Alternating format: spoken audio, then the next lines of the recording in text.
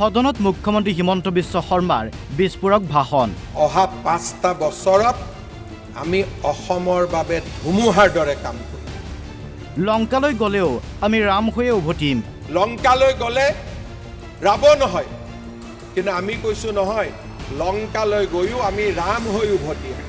গুৱাহাটীৰ বান পৰিস্থিতিক লৈও মন্তব্য মুখ্যমন্ত্ৰীৰ। ভাষণত মুখ্যমন্ত্ৰীয়ে পুনৰ উল্লেখ কৰিলে গুৱাহাটীত পূৰ্ণগতিত চলিছে ৰিং ৰোডৰ কাম। 20টাকৈ স্থানত ৰিং ৰোডৰ কাম চলিছে।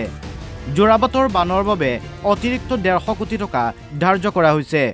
যোৰাবাটৰ কৃত্ৰিম বানপানীৰ পৰা আমি যাতে সঁহাৰি পাওঁ, তাৰ বাবে ৰিং ৰোডৰ মাষ্টাৰ প্লেনত 150 কোটি টকা আবণ্টন কৰি থোৱা হৈছে। ডিগাৰুৰ পৰা নাৰেংগীলৈ 4 লেন নিৰ্মাণৰ পৰিকল্পনা আছে।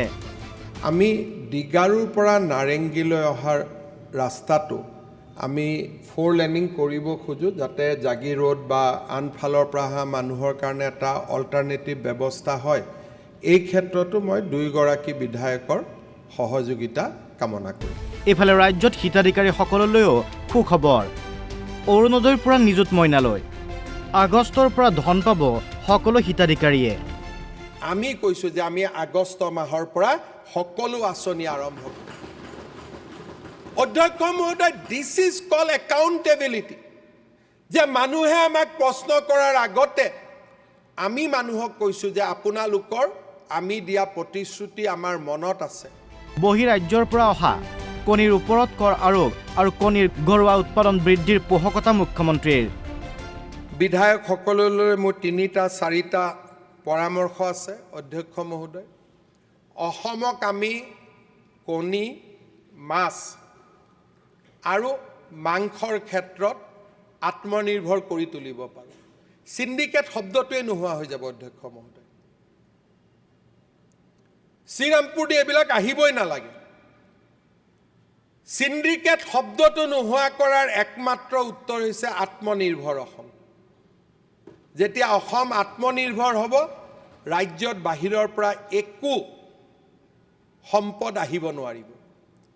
মই অনুৰোধ কৰিম যে সৰুকৈ হ'লেও আত্মনিৰ্ভৰশীলতাৰ কেইটামান অনুষ্ঠান আমি আমাৰ সমষ্টিত গঢ়ি তুলিব লাগে। 50,000 কণী উৎপাদন, অমৃত সৰোবৰৰ দৰে আঁচনিৰ জৰিয়তে মাছৰ ওপৰত আত্মনিৰ্ভৰ।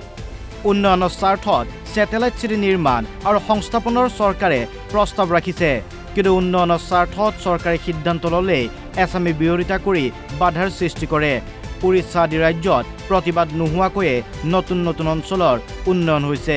আজি আমি অসমত ছেটেলাইট চিটি আনিব খুজিছোঁ, যাতে কোনেও এই গুৱাহাটীখনতে ঘৰ বনাব নালাগে। ঘৰ বনাব, ইউনিভাৰ্চিটি কৰিব, ইণ্ডাষ্ট্ৰী কৰিব, কোনো জাগাত যাব নালাগে। আমি একেটা জাগাতে তেওঁলোকক সুবিধা দিম। ইয়াত কৈছে ছেটেলাইট চিটি কিয় লাগে? অধ্যক্ষ মহোদয়, যদি নয়ডা নহ'লহেঁতেন উত্তৰ প্ৰদেশ হ'লহেঁতেন নেকি? আজি আমি কিয় 6 নম্বৰত আছোঁ? যদি গুৰগাঁও নাথাকিলেহেঁতেন হাৰিয়ানা 2 নম্বৰলৈকে যাব পাৰিলেহেঁতেন নেকি?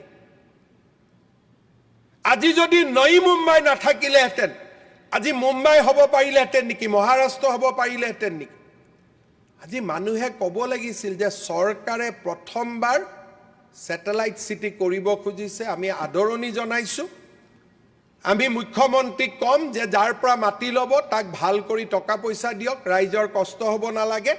কিন্তু গুৱাহাটীত ছেটেলাইট চিটি এখন আমাক দৰকাৰ, নহ'লে ইয়াতে কৃত্ৰিম বানপানীৰ মাজত আমি সদায় থাকিব লাগিব। আমি কি কৰোঁ উল্টাই, যে কেনেকৈ ছেটেলাইট চিটিখন নহওক। এইদৰে সদনৰ মজিয়াত উদাত্ত ভাষণেৰে বিৰোধীক প্ৰত্যুত্তৰ মুখ্যমন্ত্ৰীৰ। Bureau report, Assam live 24।